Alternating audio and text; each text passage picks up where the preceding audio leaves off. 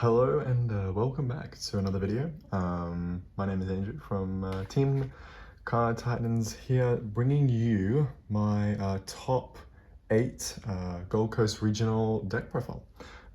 Went 4 wins, 1 loss and a draw.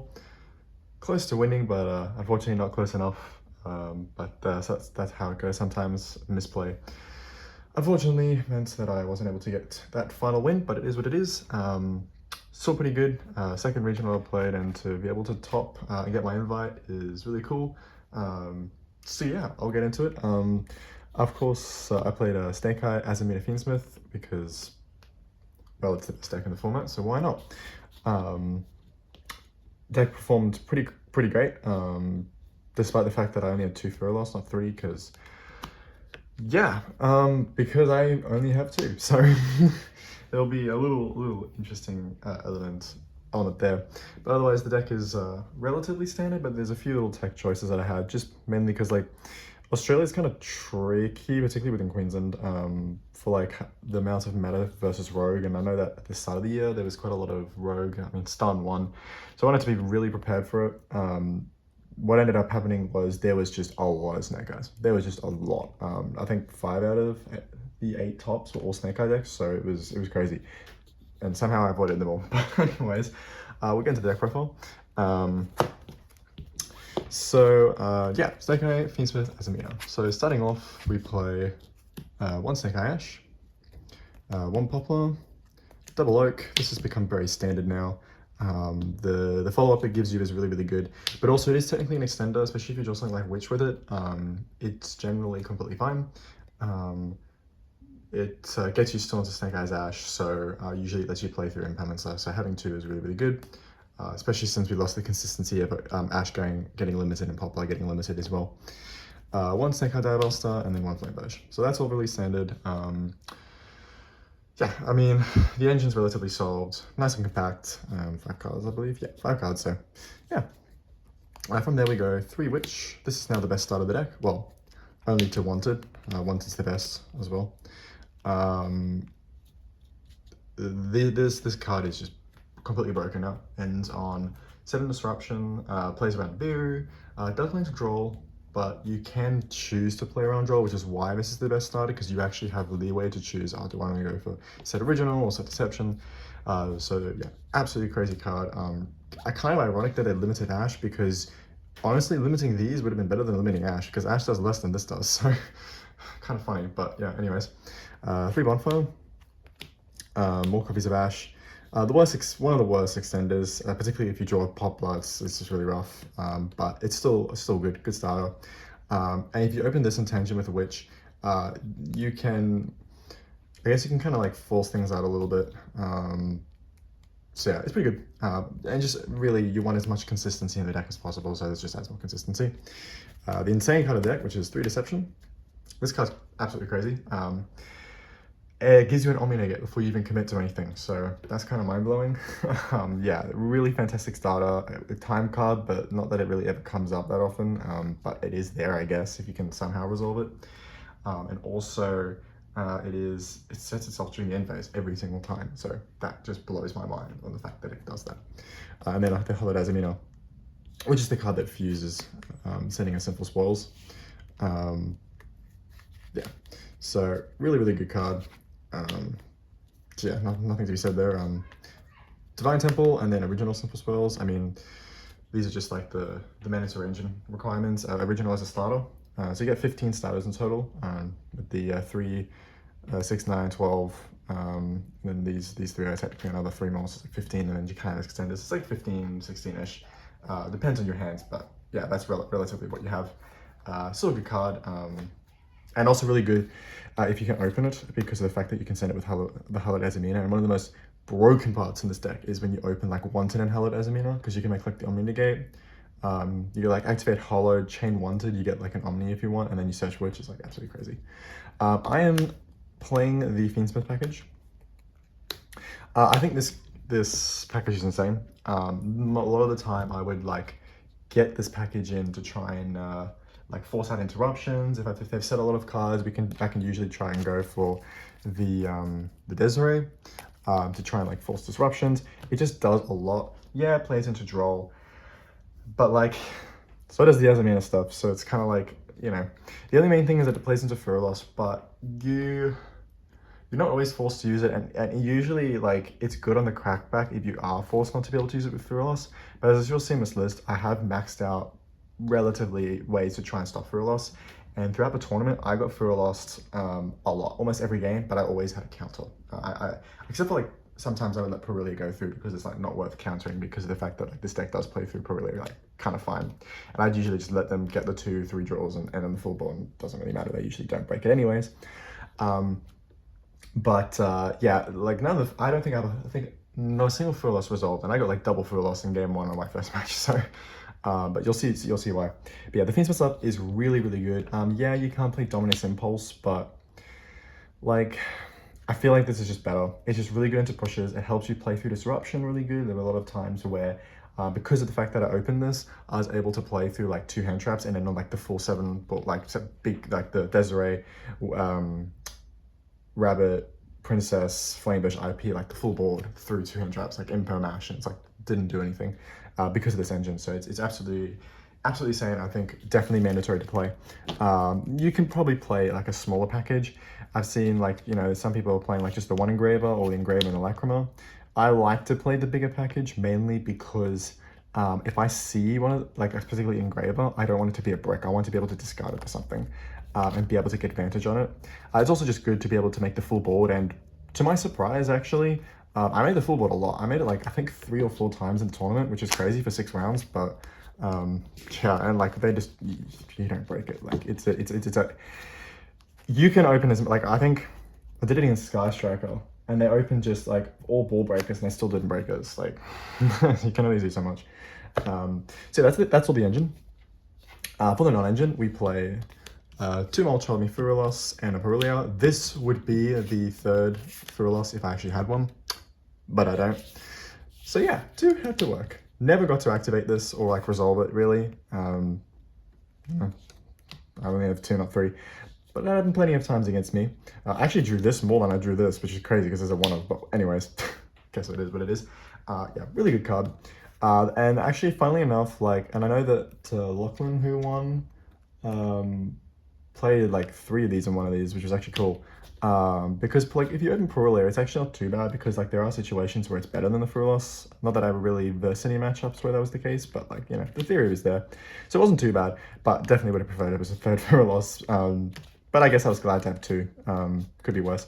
And then 3 Ash, because the Ash is I mean, it's a generic card, but it counters all the Furilos. So a lot of the time, you don't even get to really Ash your opponent when you're going first, because you usually use it to stop their Furilos. Or Perilia, but most of the time just the Furilos. So usually I don't Ash the Perilia just because of the fact that like I can end a board without it, and if they open like the Perilia plus Furilos, I'd rather save the Ash for the Furilos, or just, you know, if they don't have it, then I just still end in the full board. It's like completely fine. But yeah, so Ash is really good card. Imperm's the other one. I mean, these are just the real standard ones that everyone plays. Yeah, they worked out pretty well. They're also the hand traps I saw the most. And yeah, generally stopped my opponent, which was also kind of crazy, but I guess, yeah, it is what it is. The card that didn't get to use a lot, but would have been was a kind of a theory card that worked well is Ghost Ogre. Expecting a little bit of Rogue, it's not too bad into it. Of course, it hits the Deception. It hits, like when you're going second, you can like hit the Desiree to stop in a gate. So it has applications going first and second. I actually ended up playing against a Pearly player. And funnily enough, this would have come up if it wasn't for the fact that I got defished, so it didn't matter. But yeah, there's like decent amount of decks that play like continuous spells or things where Ghost Ogre does actually hit it. Ubelstall, or like a Nightmare Pain, this is good. So like the theory was really good. I just never really drew it. But like, you know, it was fine, and testing it worked really well, so that's why I thought about doing it. And then 3 draw. This card I did resolve once, and it won me the game. This, and then actually I played against Dragtron as well, and I had this in hand, and I knew that as soon as I had this in hand, I was like completely chilling. This card is really good this format. Really good this format. With Fire King coming out as being one of the more popular versions, and it was the most represented in top 8. This card is just insane against it. It's great against Snake Eye. It punishes players that don't know lines that play around draw, or lines to be able to play if they get drolled. So the card's really, really, really good, and I'm a bit surprised that I didn't see more of it. I didn't get drolled like at all, and the times I did, I played through it. So yeah, but this is really, really good card. I wouldn't say overperformed, but like it did its job very, very well. It's particularly paired with any of these. And yeah, these are the 15 hand traps I played. I didn't play any more because I wanted to try and keep it as low as possible, even though the count is still 45. And the idea is like these are all the ones that paired together cover the most like deck types within this format, and all of these work well into the Snake Eye, the U-Bell matchup, but also Rogue, and then of course the Null Chummies to draw into them. And then finally, 3 crossouts and the statue. Crossout. This card was the MVP of the event. This card saved me so many games, being able to cross out the Furo losses, being able to cross out draw. Like this card just saved me, and I genuinely think in a format where Furo loss is around, and as you'll see in here, we have like 6 ways to stop the Furo loss. This card's just mandatory. It's really, really good. That's not even including the fact in the mirror, you can use it to like cross out like engine cards. This card is so phenomenal. Highly recommend playing it or testing it out. It really overperformed. It was by far the best card of the tournament, and every single time I saw this card in my hand, I won the game, like every time. So, which is why my win rate going first, I believe, yeah, well, my win rate going first was 100%. I didn't lose a single game going first, not one. Despite the fact that, you know, like I was getting like upwards to like double Furo loss or Furo loss per relay. Like I was getting multi so much, but these cards, just because of the fact of how crazy they are, I was able to just play through things, and the engine's like strong enough, so you don't really matter. Yeah. As for the extra deck, the extra deck's pretty standard. 1 Anima, the Requiem, Sequence, Closed Moon, IP, SP, Rabbit. This card's really good setting the trap to play around things like Droplet, which I actually did in the tournament. Heater, Nightmare, Phoenix, Promethean Princess. I played the Necroquip and the High King season line because of the fact that like I played the bigger Fiendsmith package, and this is just really good being able to like set this up early to play around cards like Retaliate at Sea, I think it is. There were some people playing. I never came up against it, but you know, it's a card that does play around it because you can negate the summon. It's just a really, really good card. Of course, if you end on the full board, like if you open Witch plus Engraver, you get to add this on top of your normal board, and like that just doesn't get broken. And I did make it like 3 or 4 times or something. But also, if you get hand trapped and you only have 2 bodies left, your 2 bodies still end up on this, which is better than on Desiree because it covers more stuff. So yeah, it ends up being very, very good. And then Equiquip's is really good being able to push through disruption. The Desiree, that's standard, and then the 2 Azamina cards. I mean, these cards are just really insane. This Omni, and the fact that the fusion spell properly summons him, and the fact that like, for the Omni, you can put it in the spell and trap zone, which, funnily enough, is what costed me the game. I forgot to actually do this. I put back an IP that couldn't really make anything useful when I could have put an SP, or I could have just put this to resummon it back with Flameburge. Would have also probably got me into a much better position or won me the game. But it is what it is. But yeah, these cards are crazy. I actually got hit with D-Barrier for fusion, which is kind of funny, but like looking at the amount of fusions in that deck, it kind of makes sense, I guess. I mean, it didn't really do anything, but yeah, really, really, really good cards. But I'd say this is a pretty standard list, except for like these 2. And you'll see it in the side, I have cards. I usually side these 2 out going second in place for the Raging Phoenix package, which I know a lot of people main deck instead of playing these. But I think these cards are just so helpful. And they did come up quite a lot, being able to just push through boards, setting up disruption, and it generally makes you feel safe into cards like Nibiru, so that your other Fiendsmith can check other things, and your Azamina Omni can like check other hand traps that the High King can't check. Finally, for the side deck, we play 2 Perillium. Again, if I had the 3 for a loss, this would be a 3rd Perillia, so I'd side all the 3 Perillia, which is pretty standard, but for this case, I only had 2, deciding these going second.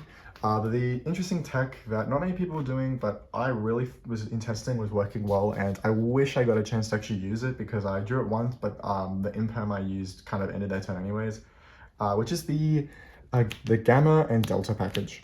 So the theory behind this is basically, and this I think this is the more unique thing in my package. Yes, I did draw the driver once, and it was in probably the most abysmal hand I've ever saw. It was like driver, bonfire, poplar, engraver, and tract, but like that was one hand. It's like, you know, sometimes happens. It is what it is.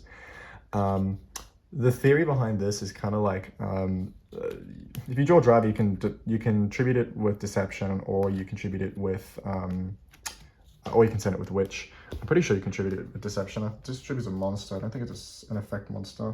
Yeah, it's just one monster from hand. So you contribute it, which is like, you know, not too bad, I guess. But the theory is basically, Delta's insane. It hits so many cards in this format. It hits Deception, it hits Nightmare Throne, it hits Nightmare Pain, it hits like some of the more rogue stuff as well. But also it hits the counters to Mulchummy. So it hits Crossouts and this hits the Ash, which means that by playing this package, going second, if you open it with like a Mulchummy, your chances of your Mulchummies resolving are a lot higher. And of course, if they resolve, you're in a very good position, particularly the Thurilos. Didn't really draw these except for like the Delta once, and then I saw the Delta going second against Pearly as my top deck. And if I actually, funnily enough, if I had drawn it in my opening hand, I probably would have won that game because I would have been able to Delta the Fisher, Delta the Fisher, or I could have Delta the My Friend, which probably would have been even more crazy because then they wouldn't have been able to get to a big board. Yeah. The theory was really good, and then testing it worked very well. It didn't really come up in practice in my matches, but you know, that's fine. But yeah, definitely recommend trying it out. It's pretty good, this format, with the amount of continuous spells and stuff. And I think if Ghost Ogre is good in the format, usually something like Delta would also be pretty good, and that's not even including the other spells that this card can hit. So you just have to be careful about how you use it, because it does conflict with like cards like impairment stuff, so you kind of have to be careful on how you sequence things, but usually it's like pretty good. Core buy for going first, just more counters. I want as many counters as possible to the Mulchummy, so that's why we played the core buy. Now, I was expecting quite a lot of stun, because stun won last time, so I was playing all of these 4 cards for stun. Never sided them once, because I didn't play them against once. Honestly, if I knew there was going to be the amount of meta that it was, I probably would not have played this. I probably would have played either a thrust package or like lightning storms and stuff, or some D-barriers or something. I probably wouldn't even play much back row hate. But you know, like, I just wanted to be prepared because Australia generally has a lot of rogue and you can't really predict what's going to be there. But clearly it wasn't what I was expecting, and fortunately, because the main deck and stuff was built to beat all the other decks, it didn't really matter that I couldn't be able to play these in. But yeah, here's what it is. There's one skill drain. This would be the 3rd Puruleo if I had the chance, but it isn't. Never saw it, so yeah, did nothing. Then the Raging and the World Sea. These just go sided in going second, take in place of the these two. Yeah, but I lost all my I lost every time going second because I only saw Puruleo, and they only drew only Puruleo, not Thurilos, only Puruleo, even double Puruleo, and they only drew Engine. I literally saw no hand traps going second, despite the fact that I played like 15, plus these two is 17, plus these 4 is like over 20, and I only see all the Mulchummies, which is, it just blows my mind, but it, you know, whatever. Yeah, it is what it is. Sometimes goes that. And I think the one time I actually did see proper hand traps was against Droutron, and I won that game going second, so, and these just didn't even come up. But anyways, yeah, you can actually OTK pretty easily without these, but I thought that it was still good to have this as assurance. You know, easy OTK lines are good. And then feature just for Tenpai. You can never be too prepared for Tenpai, and I know, like, you know, making this, especially if you get shifted, is really good. You just pass and then comes back to you, and you have more resources needed to keep playing like that. So I just wanted something for Tenpai. I dodged all the Tenpai matchups. Actually, I dodged all the shifter matchups except for Pearly out of all things. But yeah. Yeah, so that's the side deck. So yeah, that's the deck profile. Was pretty happy with the performance. You know, could have won it, should have, you know, but I didn't. I wasn't the better player on the day. And you know, it just shows that there's still a lot of room to learn and improve.